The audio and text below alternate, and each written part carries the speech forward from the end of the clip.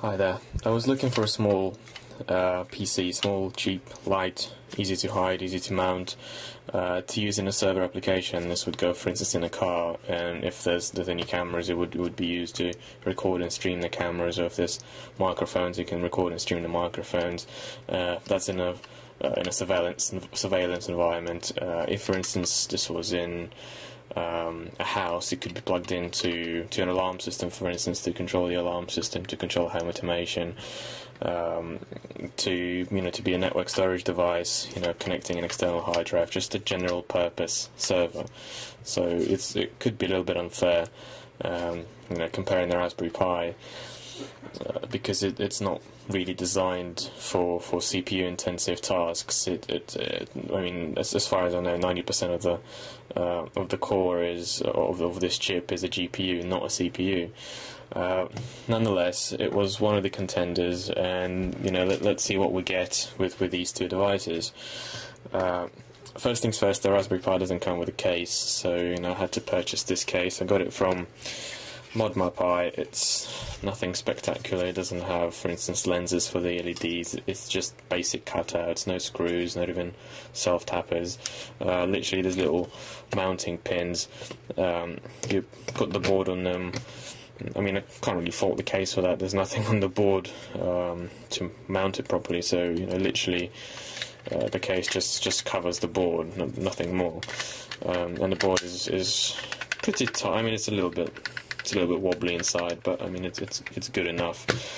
Okay, so with the case, this will cost you £40 with shipping.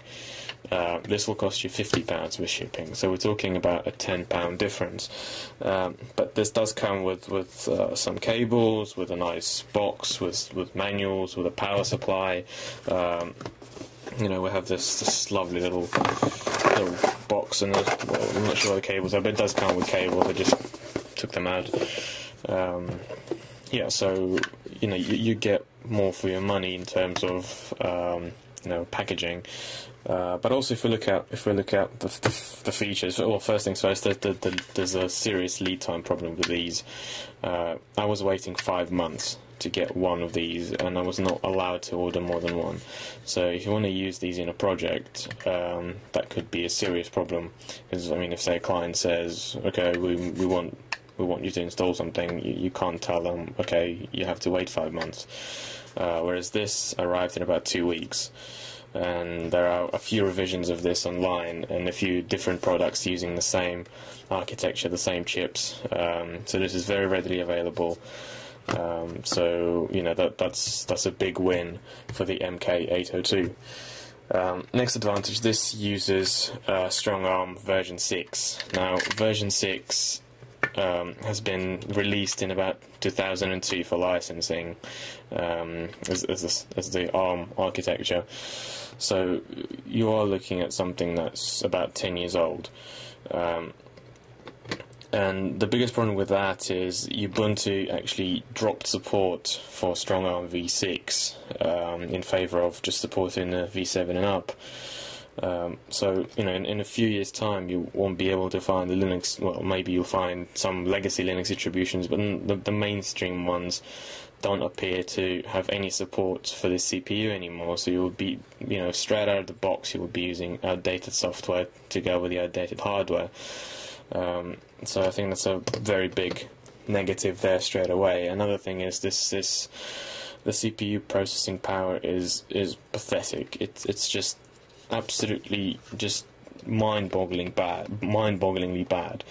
I was trying to just encode a WAV file to MP3, so something you would do 10 years ago, and this could not do real-time audio encoding. So forget about video, forget about anything CPU intensive like processing. This would take 15-16 seconds to encode a 10-second audio file. This is equivalent to maybe a Pentium 2 300 megahertz. This is really, really weak, really, really bad. Another thing is it takes about 3.5 watts to run, whereas if you get, for instance, a Fit PC, which has a 1.5 gigahertz Atom processor, that only takes about 5-6 watts. and it gives you a performance of about 10 times faster than this thing. So it is low power consumption, but you don't get much for the power consumption. Okay, so that's CPU. GPU, you know, this is a server environment, I don't particularly care. Apparently this has a GPU that's faster than an iPhone 4S. That's the speculations. I don't know. I can play Max Payne on iPhone 4S. You know, this can't play Quake 3, so I'm not quite sure where you know, various reviews are getting this information. I think the performance would still be quite poor, but again, I don't care about graphics performance, so let's move on. Next thing, this has 1 GB DDR3, whereas the Raspberry Pi has 256 megabytes. I'm not sure which one. I believe it's DDR2, don't quote me on that. This has 4 GB built-in memory. It already has the operating system and everything. This needs an SD card for the operating system and everything else. I mean, to be fair, I'm going to use an SD card anyway because I don't want to run the built-in Android. But still, something to bear in mind, you get a lot more for your money with the MK802.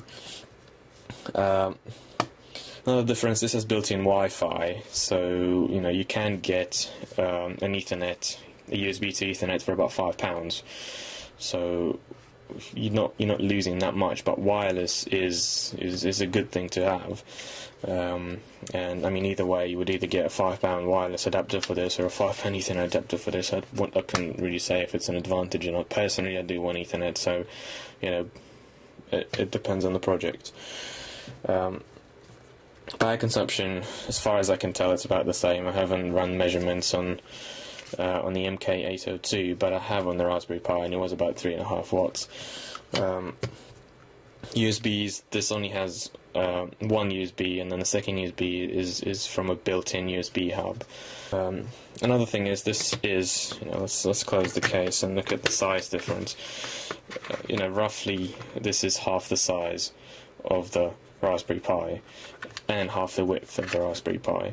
So you know, you can squeeze this in a lot more places and hide it a lot easier than you can with a Raspberry Pi if that's what the project demands. Another thing is, this is 28 grams, so you're not really going to feel it if you're carrying it around with you. This is about 90 grams, which is akin to you know, a large MP3 player.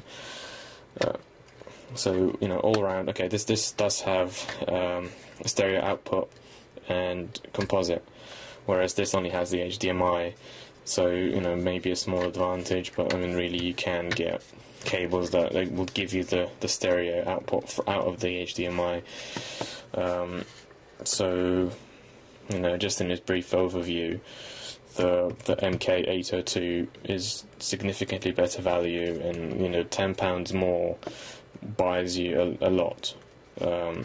You know, just the biggest killer for me is not being able to run the latest software. This is a problem, and you know, the revision of the chip here is from an architecture from 10 years ago.